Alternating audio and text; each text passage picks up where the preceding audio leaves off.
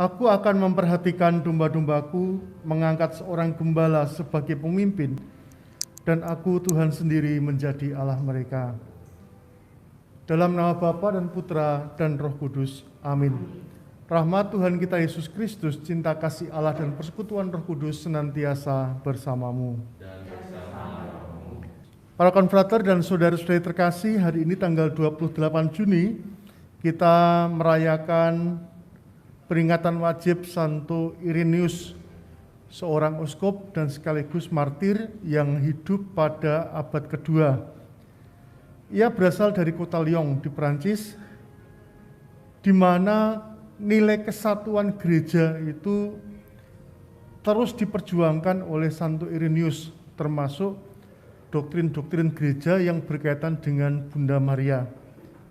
Berkat kecerdasannya, berkat kebijaksanaannya, ia kemudian diangkat menjadi seorang uskup dan membela imannya dari bid'ah. Bid'ah itu artinya ajaran-ajaran orang-orang yang menyesatkan yang ada di daerah Perancis. Marilah berdoa. Allah Bapa, pokok damai sejati, berkat bantuanmu, Santo Irenaeus berhasil mempertahankan ajaran yang benar dan meneguhkan damai bagi gereja. Semoga karena pertolongannya kami dikuatkan dalam iman dan cinta kasih, sehingga selalu memperhatikan kesatuan dan memajukan kerukunan. Demi Kristus Tuhan dan pengantara kami, kini dan sepanjang segala masa. Rekan-rekan terkasih, renungan kita hari ini mengambil tema mengenai tawar-menawar dan totalitas. Kalau kita mendengarkan bacaan pertama yang dibaca frater tadi, kita seakan-akan bercermin dengan diri kita sendiri ketika kita berdoa kepada Tuhan. Ketika kita berada dalam kondisi yang tidak nyaman, Tuhan, saya akan melayani kalau orang tua saya disembuhkan. Tuhan, saya akan melayani kalau pasangan saya itu mau dibaptis. Tuhan, saya akan melayani kalau hidup saya itu dipulihkan dari kesulitan ekonomi. Tuhan, saya akan melayani kalau macam-macam.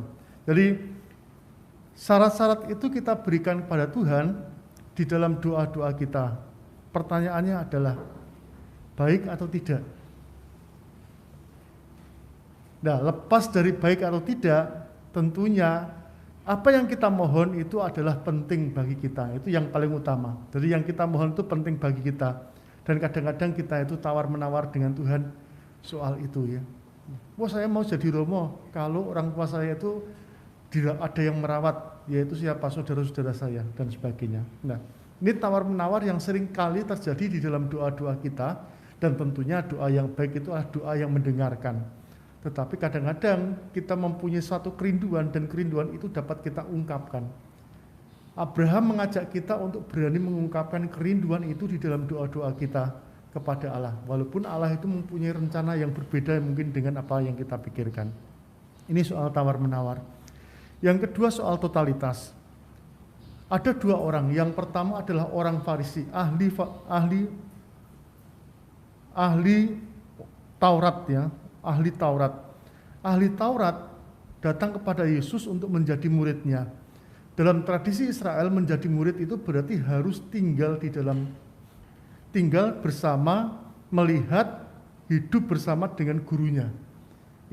Berbeda dengan kita jadi murid itu kemudian kita online, kemudian kita masih pulang ke rumah. Di dalam tradisi Israel jadi murid ya berarti kita tinggal.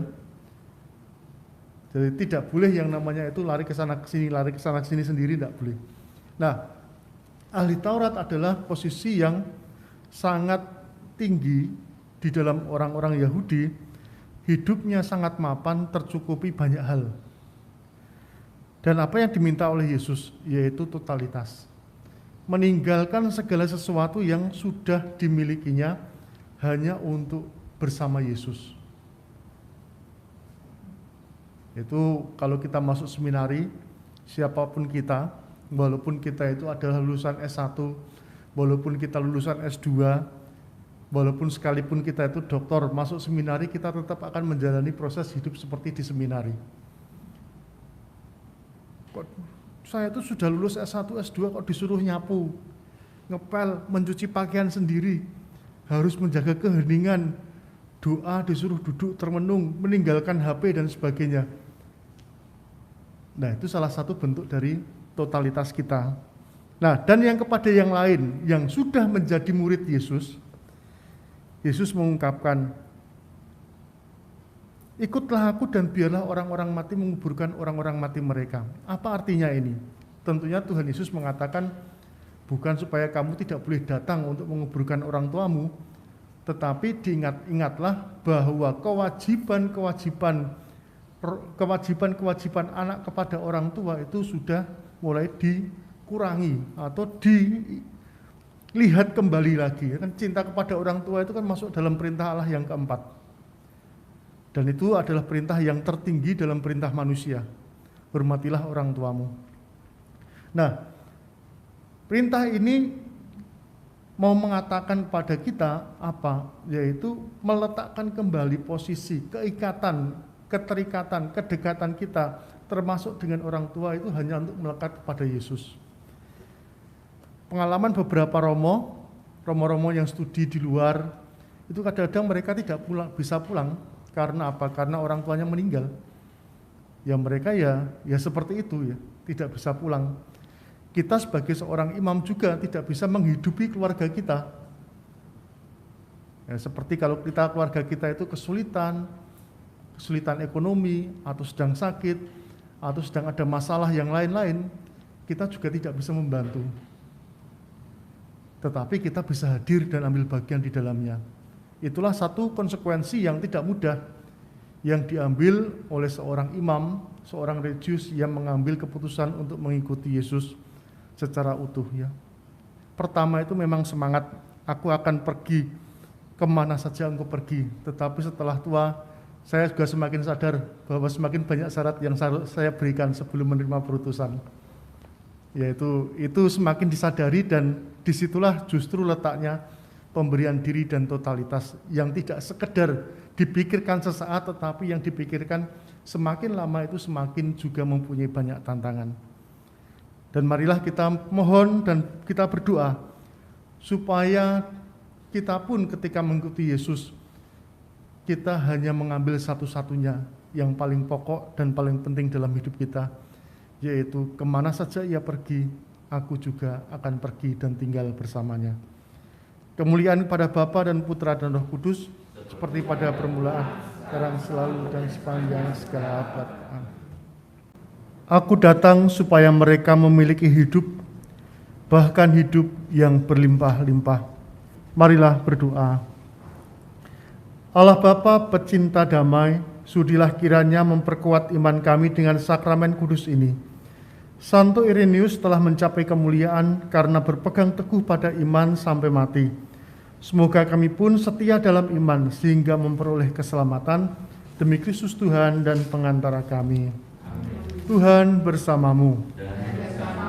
Semoga kita, keluarga, komunitas hidup, dan aktivitas kita dibimbing dan diberkati oleh Allah yang Maha Kuasa, Bapa, Putra, dan Roh Kudus. Amin. Dengan demikian perayaan Ekaristi sudah selesai. Marilah kita pergi, kita diutus. Kita percaya Allah penuh kasih setia, dahulu, sekarang, dan selama-lamanya. Walau pandemi corona melanda dunia, Dia tetap gembala baik dan murah hati. Marilah kita semakin mengasihi gereja kudusnya, semakin terlibat dalam masyarakat, berbela rasa pada yang papa. Kita diutus semakin menjadi berkat bagi seluruh ciptaan, mewartakan kerajaan